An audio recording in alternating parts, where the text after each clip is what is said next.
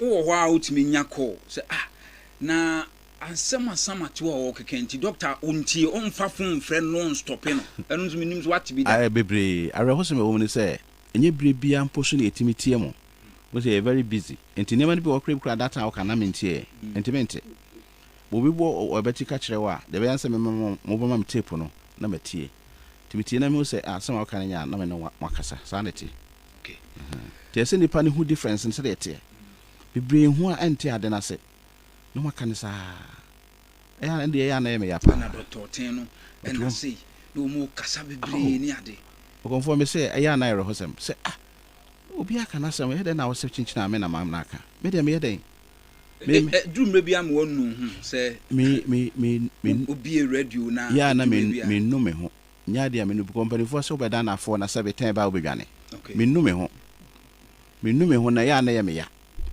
se me nya no ho de a hwekora nka adwuma ma totum ba me nya no ho sa ba ya na ye me ya how se me bi adwuma na ma fa nipa na mo ye adwuma me ka bi am ntie okay I just want talk am driver ni say you na ba kire ne ka but say o ya de bi na wo twena dwensu sa de we ya wo ye no de san be ba hwani na wantie na kofa asem na wa otoka na ho be kire wa ye bodin a eno ho asem na papa e kan go wa toka am driver ni no ono no ye driver but hu say bia over speed ni ade mo outimi frɛ no e bia sama o speed na wo kɔ no to bo ase yes e de asem beba mentie e kofa asem ba na ka wura ena na ye bu ni di sa pepeneti ti dɔko kyɛ sɛ no ma no eno kranyo ono kwa na kyerɛ ye ba ha enye na machia na afi ni mi hu no ha yi production ye ya na ye kwan fa so ye production ne ba bia ye di enti opanyi a wote ne nkan eye Dr. Kwaku Oteng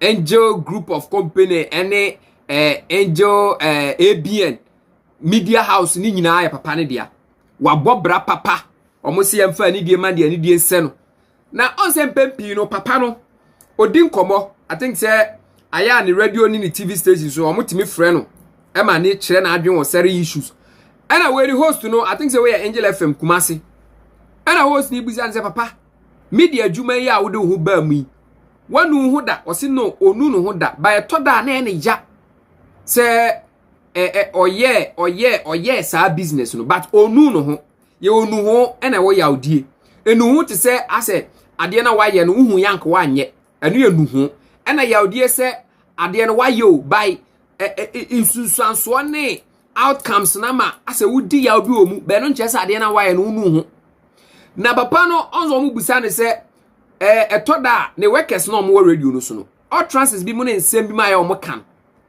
eno aya na manfo blame no nipa no kwaka asem no wanka asem ne ekura ono no mu blame no ana o se etoda ono wa busy cause ne nyuma doso nti no ebi wo ha ensem ni bo okra na ebi a kire na o ma bo a kire ne se asomasi a na obenten eye den eka sa asem we typical example eye Okatakyie AFRIFA I think Okatakyie AFRIFA nya issues bi mo backdoor o money kasai batim za amfa Captain Smart mu nyina no ene papa ni did nkomota ma no wa Angel enti these are some of the things that papa ni so odwen ho ana ene ya se oba media adwuma ni but onu no ho na yenkwa video bi Okatakyie AFRIFA time no what TV SYZ before so obeba Angel TV no or make or transits about TikTok any social media how it has affected the African youth. They don't even understand how social engineering works.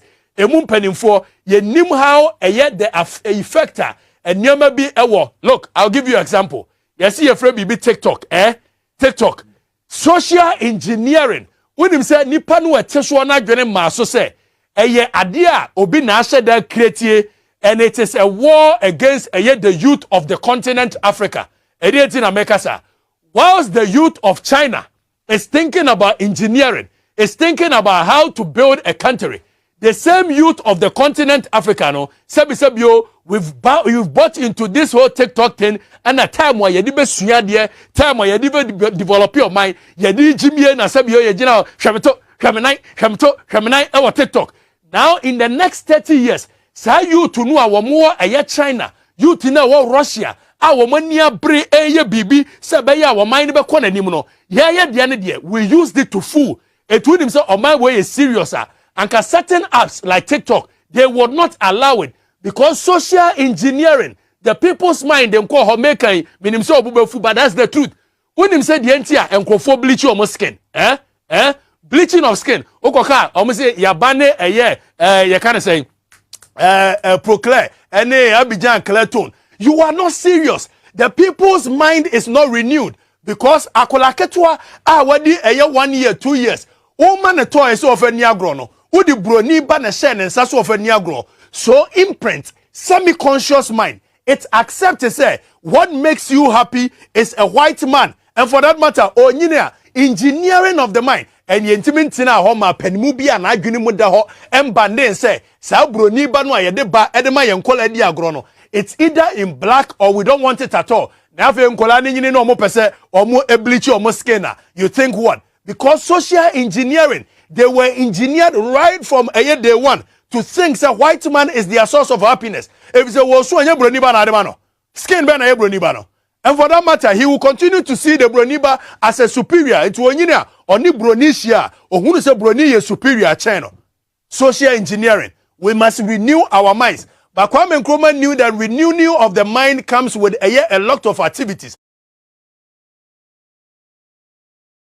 Cogent result as you there be catcher almost or no more catcher say you too you must change your attitude. Then clearly you know these people are very clueless. They have no business being in government because they don't even understand how social engineering works. They don't even understand the mental state of the people. They don't even understand how to work so hard to make sure say Nkrumah Journey will be renewed.